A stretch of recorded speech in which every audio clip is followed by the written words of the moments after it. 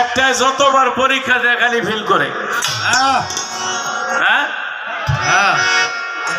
Fail করে। বাবা আর মায় বুদ্ধি করে এইটারে দুইটা বাছুর কিনে বিলের মধ্যে ফালাই দেব, এইটারে দিয়ে লেখাপড়া হইব না, তাই না? আর যেটা পাস করে হাই হাই রে বাজার থেকে একটা রুই মাছ কিনে আনে, মিষ্টি কিনে আনে, ওর বন্ধু বান্ধব মিষ্টি মুখ করায়, লাগে জায়গা জমিন বেচ চইল লেখাপড়া শিখাবো। ভালো মন্দ একটা রেজাল্ট সংসারে পাওয়া যায়, তেমনি আল্লাহ হাসরের মাঠে তিনি ভালো মন্দ একটা রেজাল্ট নেবেন। যারা আল্লাহর পরীক্ষায় পাস করলো আমার ঘোরাপীরের মতো, আমার বরিয়বরের মতো, আমার ভান্ডারির মতো, তাদেরকে আল্লাহ দিবে জান্নাত।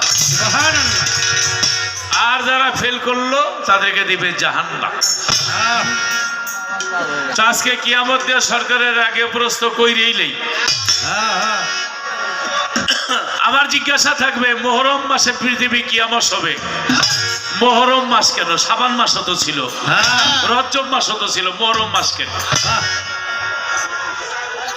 কিয়ামত হবে মুহররম চাঁদের 10 তারিখ, 12 তারিখ তো হইতে পারতো, 9 তারিখ তো হইতে পারতো, 10 তারিখ কেন? কিয়ামত হবে মাগরিবের ওয়াক্তে, এশার ওয়াক্ত তো ছিল, জোহরের ওয়াক্ত ছিল, মাগরিবের ওয়াক্তে কিয়ামত হবে কেন?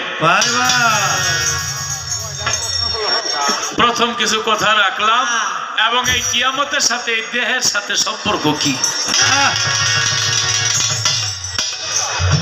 এই দেহের কিয়ামত দুনিয়ার কিয়ামতের সম্পর্ক কি?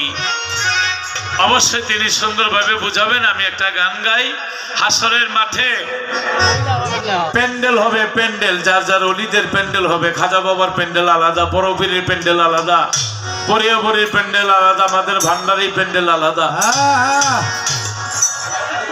হ্যাঁ, সেই প্যান্ডেলের মধ্যে অলিয়া উলিয়ারা থাকবে। যারা দুজকি তারা এক সাইডে, যারা জান্নাতি তারা এক সাইডে, কিন্তু দুজকে যারা যাবে তাদের সাইডের মধ্যে তরিকার লোক পড়ে গেছে। আরে এইটা এরকম করলে তো গান হইব না, এর এক সাইডে নেন, কারণ এর রং রং দেখলে তো আমাদের গানের প্রতি মন থাকবো না নাকি?